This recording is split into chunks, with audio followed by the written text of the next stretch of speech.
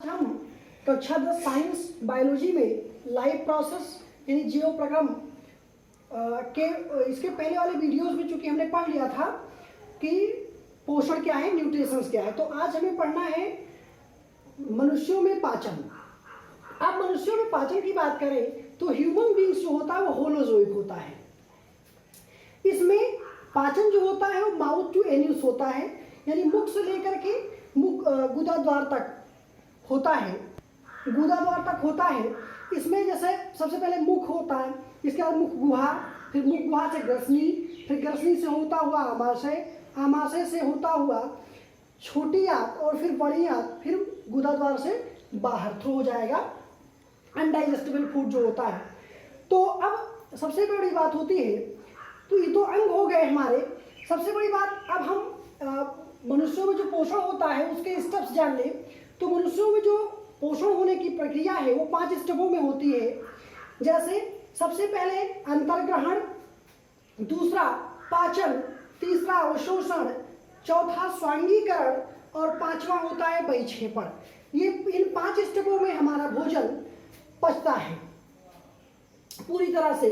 तो सबसे पहले बात की जाए अंतर्ग्रहण किसे कहते हैं, तो डायरेक्टली कहा जाए कि भोजन फूड पार्टिकल्स को हाथ से उठा के माउथ में डालने की प्रक्रिया अंतर्ग्रहण कहलाती है, यानी भोजन को मुख में रखने की प्रक्रिया अंतर्ग्रहण कहलाती है।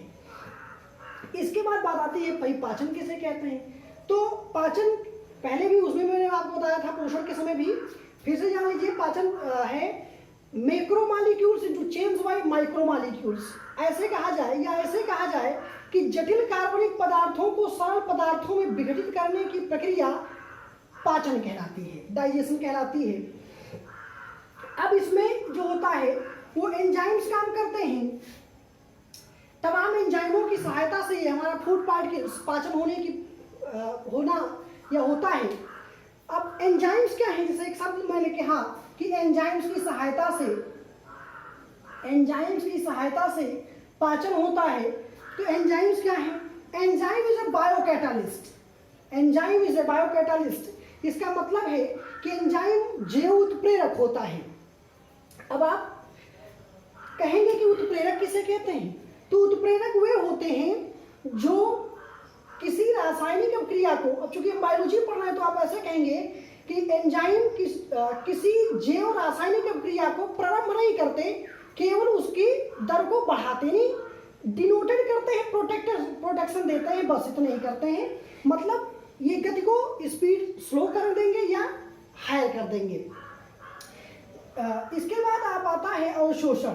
अब अवशोषण में क्या है कि पचे हुए भोजन को छोटी आंत द्वारा ब्लड सर्कुलेशन यानी प्रत्येक कोशिकाओं तक ब्लड सर्कुलेशन के माध्यम से प्रत्येक कोशिकाओं तक पहुंचाने की क्रिया जो होती है वो कहलाता है अवशोषण। इसके बाद स्वांगीकरण क्या होता है भाई, स्वांगीकरण में क्या होता है कि स्वांगीकरण इसमें फिर जो माइक्रोमॉलिक्यूल्स हमारे पाचन में हुए ये आवश्यकता अनुसार मैक्रोमॉलिक्यूल्स में चेंज होना शुरू हो जाते हैं। तो ये हो गया आपका स्वांगीकरण। इसके बाद आपका आता है बहिक्षेपण। अब बहिक्षेपण का मतलब हुआ कि जो अपशिष्ट पदार्थ हैं, जैसे जो नहीं पचा या अनडाइजेस्टेबल फूड मटेरियल हैं या जो वेस्टेज माल हैं, उनको हम क्या करते हैं कि बहिक्षेपण की प्रक्रिया के बाहर कर देते हैं। कहने का मतलब कि अपशिष्ट पदार्थों का शरीर से बाहर निकलने की प्रक्रिया बहिक्षेपण कहलाती है। तो ये तो हो गया स्टेप्स, तो ऐसे इसको हम पढ़ेंगे। अब बात की जाए कि कहाँ से शुरू होगा पाचन, तो पाचन शुरू होता है मुख से। अब मुख के साथ प्रक्रिया क्या होगी, मैंने बताया अंतर्ग्रहण। कहेंगे कैसे कि मुख में भोजन को मुख में फूड पार्टिकल्स को ऐसे उठा के यहाँ से माउथ में रखने की प्रक्रिया क्या कहलाती है, अंतर्ग्रहण। अब जैसे ही हमारा भोजन यहाँ आया तो इसे भाई काटने, चीटने, फाड़ने का काम करने पड़ेगा। तो उसके लिए हमारे यहाँ तीत पाए जाते हैं, दांत होते हैं मनुष्यों में। तो दांत हमारे पास कैसे होते हैं, विषम दंती होते हैं, यानी एक से अधिक प्रकार के होते हैं। जैसे अब मनुष्यों में जो दांत पाया जाता है वो 4 प्रकार से पाया जाता है। कितने प्रकार का भाई? 4 प्रकार का दांत पाया जाता है मनुष्यों में। सबसे पहले इंसीजर, फिर कैनाइन, फिर प्रीमोलर और मोलर। ये हमारे 4 दांत हमारे 4 प्रकार के होते हैं, इंसीजर, कैनाइन, प्रीमोलर और मोलर। इसकी हिंदी होती है रदनक, इसका कृंतक तक और इसका अग्रचवर्णक और इसका चवर्णक, ये होता है हमारा। तो दांत हमारे 4 प्रकार के, इंसीजर, कैनाइन, प्रीमोलर और मोलर। अब बात आती है कि दांत हम जानेंगे कैसे कितना कौन है। तो इसके लिए हमें यह फार्मूला हम लोग बनाते हैं, जैसे 21-23 बटे 21-23। इसको आप याद रखेंगे तो आपको दांतों की संख्या बिल्कुल याद रहेगी। इसके साथ चाहे आप पेयर लिख लीजिए, क्योंकि ऊपर वाला जबड़ा भी होता है, नीचे वाला भी जबड़ा होता है। तो ये ऊपर वाला जबड़ा है और ये नीचे वाले जबड़े में दांत पाया जाता है। तो चाहे पेयर लिख लीजिए, पेयर ना लिखे तो इंटू 2 कर लीजिएगा। अब देखिए कैसे, ये आपका हो गया कैनाइन, ये इंसीजर, ये आपका कैनाइन, ये आपका प्रीमोलर, ये आपका मोलर। तो अब देखिए ये सबके सब 2 और ये ऊपर वाला जबड़े 2 है, 2 ये नीचे वाले जबड़े, सबके सब क्या है? तो 2 दूनी 4, ये ऊपर 4 हो गया, प्लस 2 1 क्या 2 और 2 दूनी 4 और 2 3 6, ये ऊपर वाले जबड़े में हो गए। यानी हमारे पास जो कृंतक है यानी इंसीजर दांत है, जो रंध्रक आप कहेंगे, इंसीजर 4 दांत पाए जाते हैं ऊपर वाले जबड़े में। इसके बाद कैनाइन आपके 2 और प्रीमोलर आपके 4 और मोलर आपके 6। वैसे ही नीचे आपका पाया जाता है 4 + 2 + 6 और प्लस 4 + 6। तो ये आपका हो गया, देखिए 4 2 6, 6 4 10, 10 6 16। यानी ये हो गया आपका 16 बटे 16। यानी ऊपर जो आपके ऊपर वाले जबड़े में है 16 दांत, उसमें तीत होते हैं, 16 तीत इसमें होते हैं। इनके अलग अलग काम होते हैं। जैसे आपका जो इंसीजर का काम होता है वो भोजन को क्या होता है? कुतरने का काम होता है। जो इंसीजर का काम होता है क्या है? वो भोजन को कुतरने का, यानी टुकड़ों में कन्वर्ट कर देने का। जबकि जो आपका कैनाइन होता है वो पकड़ना व चीरने का काम होता है। इसके बाद प्रीमोलर और मोलर का सेम कंडीशंस होता है, सेम काम होता है। इसका काम जो होता है वो चबाना व पीसना होता है। इन दोनों का काम होता है चबाना व पीसना। तो इस प्रकार आपने तीथों के बारे में जान लिया। फिर से सुन लीजिए एक बार। तीत हमारे 4 प्रकार के, इंसीजर, कैनाइन, प्रीमोलर और मोलर, रदनक, कृंतक, अग्रचवर्णक और चवर्णक। इनको याद रखने के लिए हमने कहा कि फार्मूला आप याद रखेंगे 21-23 बटे 21 इंटू 2 कर लेंगे या लिख देंगे यहाँ पेयर। ऐसा इसलिए करते हैं क्योंकि 2 जबड़े हैं, ये जोड़ियों में पाए जाते हैं। या चाहे आप ऐसे कहें कि 2 जोड़िए, 1 जोड़िए, 2 जोड़िए, 3 जोड़िए, इस तरह आप कह लीजिए, या पेयर लिख दीजिए या इंटू 2 कर लीजिए। इसके बाद ये हो जाएगा आपका, तो ये हो जाएगा आपका 16 बटे 16। यानी 16 जब दांत ऊपर वाले जबड़े में, 16 दांत नीचे वाले जबड़े में। कार्य हमने आपको बता ही दिया। तो जैसे ही आपका, अब यहाँ आ जाइए आप, कि जैसे ही आपका भोजन मुख में गया तो तीर्थों ने क्या किया? काट दिया उसे, आपका चबा लिया, चीर दिया, मतलब छोटे छोटे टुकड़ों में उसे कन्वर्ट कर दिया। अब बात आती है कि ग्रंथियों की, क्योंकि अगर एंजाइम्स नहीं निकलेंगे तो फिर भोजन आगे कैसे जाएगा? तो उसके लिए हमारे में ग्रंथियां जो पाई जाती हैं वो, अब ये हमारा हो गया अंतर्ग्रहण। भोजन को मुख में रखा, तीर्थों ने अपना काम किया, मतलब काट दिया, पीट दिया। इसके बाद हमारा शुरू होता है पाचन। तो चूंकि पाचन अब क्या होगा, पाचन को हमने पहले ही कहा था कि माइक्रोमॉलिक्यूल्स जो चेंज करना है माइक्रोमॉलिक्यूल्स में, यानी बड़े कणों को छोटे कणों में। तो उसके लिए क्या करना है कि अब हमारे पाचन तंत्र को इसी आधार पर हम लोग दो भागों में बांट सकते हैं। एक को कहते हैं आहार नाल और एक और बाकी दूसरे को कहते हैं ग्रंथियां। अब इन ग्रंथियों को हम 5 भागों में बांट लेते हैं। सबसे पहले जो मुख में पाई जाने वाली ग्रंथि है उसे कहते हैं लार ग्रंथि। सबसे पहली जो ग्रंथि हमारी है मुख में पाई जाने वाली ग्रंथि उसे कहते हैं लार ग्रंथि, या किताबों में लिखा होता है एनसीईआरटी में लाला ग्रंथि, या इसी को कहते हैं सलिवरेडी ग्लैंड्स। तो ये होता। अब यहाँ से निकलता क्या है, तो यहाँ से एंजाइम्स निकलते हैं। यहाँ से जो हमारा एंजाइम्स निकलता है लाइपेज या एमाइलेज नामक एंजाइम्स जो निकलता है हमारा, वो भोजन में मिक्स होकर क्या करेगा कि वो उसे भूरी लेई के समान बना देगा, और ये हमारा मुख गुहा से होता हुआ ग्रसिका और फिर आमाशय, और आमाशय से होते हुए छोटी आंत और बड़ी आंत। तो ये हमारा हो गया मुख। अब इसके बाद हमारा आता है ग्रसिका। तो ग्रसिका, अब जैसे हमारा भोजन यहाँ से आ गया मुख गुहा, अब मुख गुहा से धीरे धीरे ग्रसिका में। अब ग्रसिका के पास एक क्रिया होती है जिसे आप जान लीजिए क्रमांकुचन, या आमाशय पूरे में आप कह सकते हो पूरी बॉडी ऑर्गेनाइजेशन में एक क्रिया होती है क्रमांकुचन।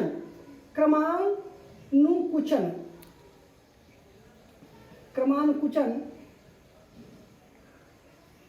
ये क्या है भाई, तो इसमें आप कह सकते हैं कि आहार नाल का, ये पूरा आहार नाल की पेशियों का फैलना और सिकुड़ना, यानी फिर से परिभाषा में कैसे आप कहेंगे, जैसे ये क्या होता है कहीं पतला, जैसे कि ये नली है तो ये नली यहाँ पतली है, फिर यही नली यहाँ चौड़ी हो गई, फिर यहाँ पतली, फिर ऐसे फ्लैटेड हो गई, मुड़ गई, क्योंकि यहाँ से लेकर यहाँ तक ये 9 मीटर की होती है करीबन। तो अब बात करते हैं क्रमांकुचन की, कैसे परिभाषा करेंगे। तो कहीं कहीं फैला होता है, कहीं कहीं सिकुड़ा होता है या सिमटी होती है, तो उसे आप कहेंगे कि आहार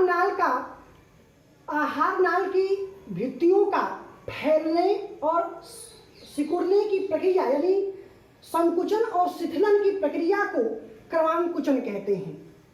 तो आप लिखेंगे कैसे, ऐसे लिखेंगे कि आहार नाल की नली में शिथिलन की होने की प्रक्रिया तथा संकुचन की प्रक्रिया को क्रमांकुचन कहते हैं। अब ये क्रमांकुचन की सहायता से क्या हो गया कि हमारा भोजन आ गया आमाशय में। अब सबसे पहले बात आती है कि कोई पूछ सकता है कि किसका पाचन कहाँ होता है, सबसे पहले पाचन कहाँ होता है। तो मैंने कहा कि सबसे पहले पाचन आपका मुख में होता है। मुख में आपके पाचन होते हैं वो 3 जगह होते हैं। पहला मुख में, और दूसरा होता है आमाशय में जिसे आप स्टोमच कहते हैं, और तीसरा पाचन होता है छोटी आंत में, स्मॉल इंटेस्टाइन। बड़ी इंटेस्टाइन में भी होता है, यानी बिगेस्ट इंटेस्टाइन भी होता है, बड़ी आंत में भी पाचन होता है, लेकिन बहुत थोड़ा सा, बहुत नियर अबाउट ना के बराबर, इसीलिए इस तीनों को रखा गया है। तो मुख में, आमाशय में और छोटी आंत में इन तीनों पाचन होता है। लेकिन ध्यान देने योग्य बात है कि इसमें अर्धपचा, यानी इसमें अर्धपाचन होता है, इसमें भी अर्धपाचन होता है, पाचन होता है, इसमें पूरी तरह पाचन होता है, यानी संपूर्ण पाचन इसमें होता है। आप कह सकते हैं कि छोटी आंत में जो हमारे होता है वो संपूर्ण पाचन होता है, संपूर्ण पाचन होता है। अब बात आ सकती है, कोई पूछ सकता है कि मुख में किसका पाचन होता है। तो मुख में जो पाचन होता है वो कार्बोहाइड्रेट्स का होता है। किसका होता है भाई, मुख में जो पाचन होता है वो कार्बोहाइड्रेट्स का होता है, कार्बोहाइड्रेट का पाचन होता है। और ये कार्बोहाइड्रेट लार में जो एंजाइम है एमाइलेज, उसकी उपस्थिति में ये सरल शर्कराओं में टूट जाता है।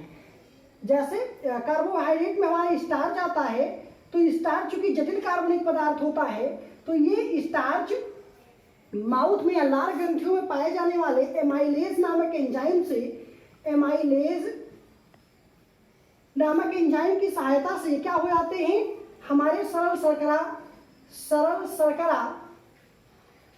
शर्करा में टूट जाते हैं, सरल शर्कराओं में टूट जाते हैं। तो इनका अर्धपचा भोजन हो गया। सरल शर्कराओं में टूट गए, यानी जिसे आप माल्टोज कहते हैं। अब ये माल्टोज आमाशय में से होते हुए छोटी आंत में जब जाएगा तब आपका ये ग्लूकोज में चेंज हो जाएगा, तब ये आपका ग्लूकोज में चेंज होगा, यानी तब इसका पूरा पाचन होगा। लेकिन इसमें जो माउथ में होता है वो एमाइलेज की उपस्थिति में स्टार्च क्या हो जाता है, सरल शर्करा में टूट जाता है, जिसे हम माल्टोज कहते हैं। तो ये हो गया। अब दूसरा पाचन हमारा होता है आमाशय में। अब जो आमाशय में पाचन होता है, तो आमाशय से पाचन होने के लिए इसमें 3 पदार्थ पाए जाते हैं, या आमाशय में एक ग्रंथि पाई जाती है, जठर ग्रंथि। क्या पाई जाती है भाई? जठर ग्रंथि।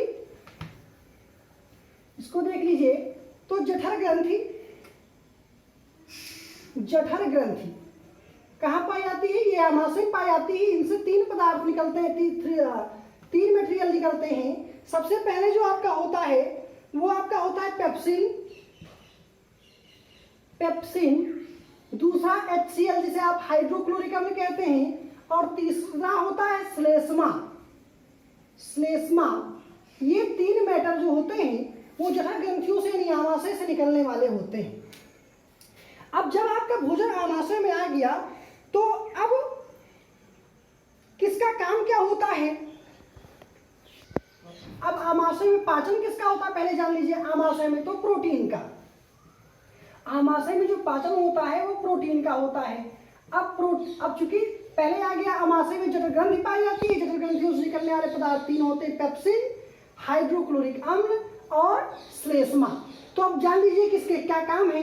तो जो पेप्सिन का काम होता है वो एंजाइम्स है जिसकी उपस्थिति में प्रोटीन्स का पाचन होता है, यानी आमाशय में जो पाचन प्रोटीन का होता है तो किसकी सहायता से होता है? पेप्सिन की सहायता से। अब दूसरा काम होता है HCl, HCl यानी हाइड्रोक्लोरिक अम्ल। इसका सबसे पहले काम होता है कि भोजन को अम्लीय माध्यम प्रदान करे। क्या प्रदान करे भाई? भोजन को अम्लीय माध्यम प्रदान करे। दूसरा, जो बैक्टीरिया आ गए हैं भोजन के साथ उसको नष्ट करे, बैक्टीरिया को नष्ट करे। ये सारे काम इसके होते हैं। अब इसके आगे आपका श्लेष्मा होता है। अब चूंकि ये हार्ड एसिड होते हैं तो इनकी ज्यादा स्राव से या ये ऐसे निकल जाएंगे ज्यादा, तो क्या होगा कि जो हमारे आमाशय की भित्ति है वो पतली हो जाएगी, यानी वो उसके क्या होगा कि भित्तियों का पतला हो जाना होगा, यानी कमजोर हो जाएंगी। इसके लिए हमारा क्या होगा? इसके लिए जठर ग्रंथियों से श्लेष्मा निकलती है।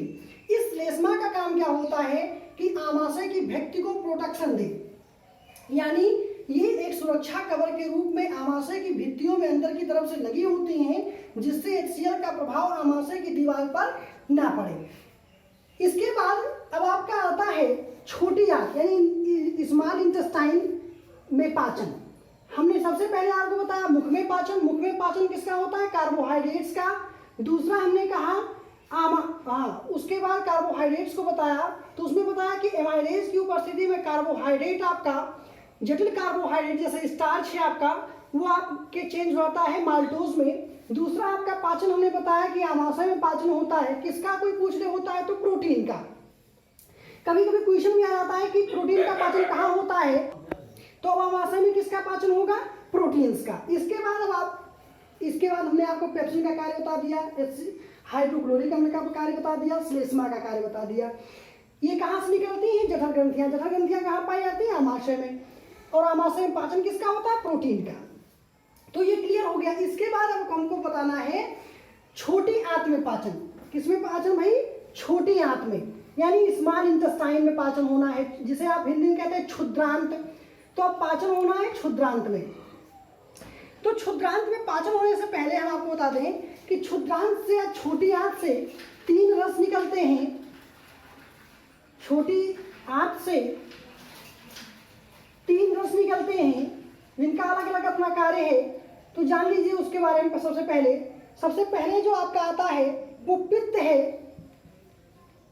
क्या निकलता है भाई? पित्त आता है पित्ताशय से। ये आपका कहाँ से आएगा? ये आपका आएगा पित्ताशय से। पित्ताशय से आएगा छोटी आंत में। इसके बाद आपका आता है अग्न्याशयिक रस आता है छोटी आंत में।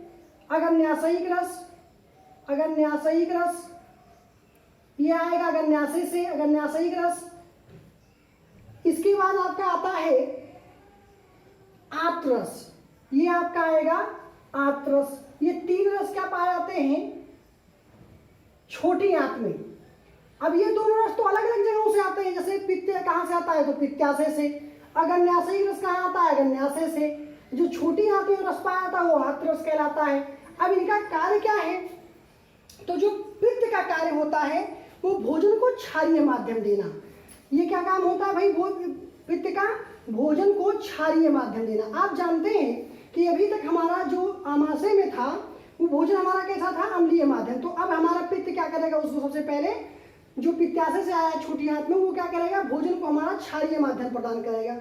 कैसा माध्यम प्रदान करेगा भाई, क्षारीय माध्यम। अब हमारा भोजन कैसे हो गया, क्षारीय माध्यम हो गया। तो अब अगन्याशयिक रसों का काम आता है। तो अगन्याशयिक रस 2 प्रकार के पाए जाते हैं, अगन्याशयिक रस 2 प्रकार के पाए जाते हैं। सबसे अब अगन्याशयिक रस 2 प्रकार का पाया जाता है। पहला होता है ट्रिप्सिन, ट्रिप्सिन, और दूसरा होता है आपका लाइपेज। दूसरा क्या होता है, लाइपेज। अब इनका काम क्या होता है, ट्रिप्सिन आपका क्या करता है, दोनों एंजाइम से। तो ट्रिप्सिन का आपका जो काम होता है वो होता है प्रोटीन का पाचन।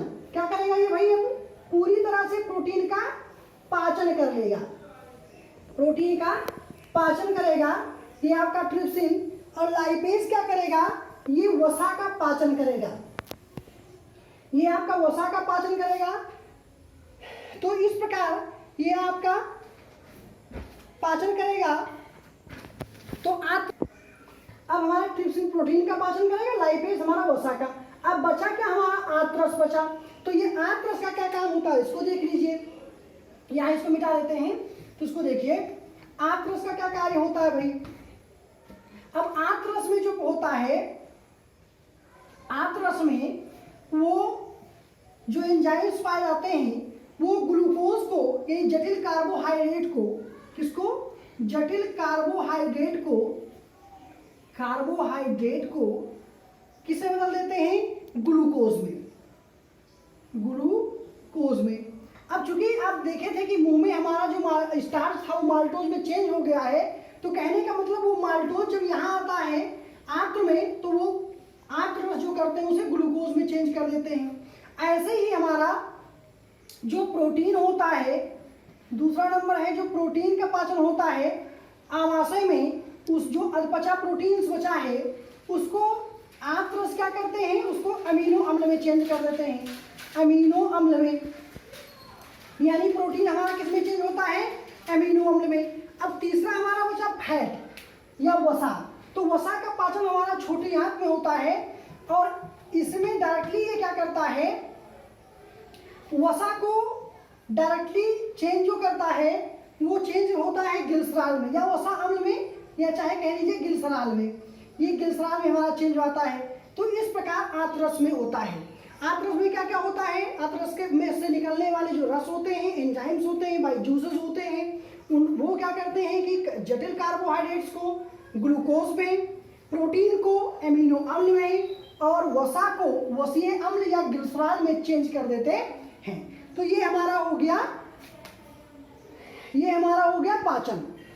हमारा मुख में पाचन हुआ, आमाशय पाचन हुआ और छोटी आंत में पाचन हो गया। अब बड़ी आंत से होते हुए बड़ी आंत में क्या होता है, आप कहेंगे क्या बड़ी आंत में कुछ पाचन नहीं होता, होता है। जो साल्ट होते हैं, कुछ साल्टों का होता है और वाटर कंडीशन का होता है।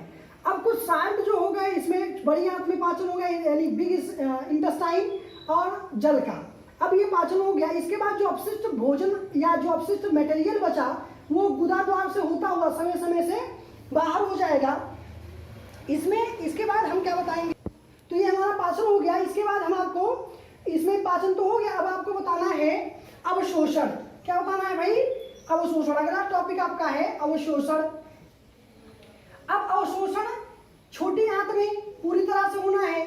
तो छोटी आंत में पाया जाता है आपका, इसको मिटा देते हैं। अब छोटी आंत में आपका पाया जाता है एक स्ट्रक्चर पाया जाता है छोटी आंत में, वो कुछ ऐसे उंगलियों जैसे फिंगर लाइक प्रोजेक्शन होता है आपका,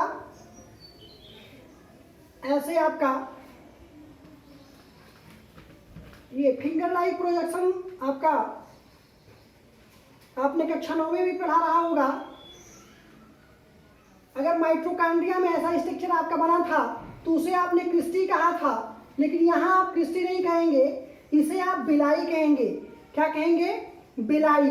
या इसे आप कहते हैं दीर्घ रोम, हिंदी में कहते हैं इसको दीर्घ रोम। इसमें आपका ब्लड सर्कुलेशन यानी ब्लड की जो पाइपें होती हैं वो ऐसे लगी होती हैं। अब इसका काम क्या होता है भाई?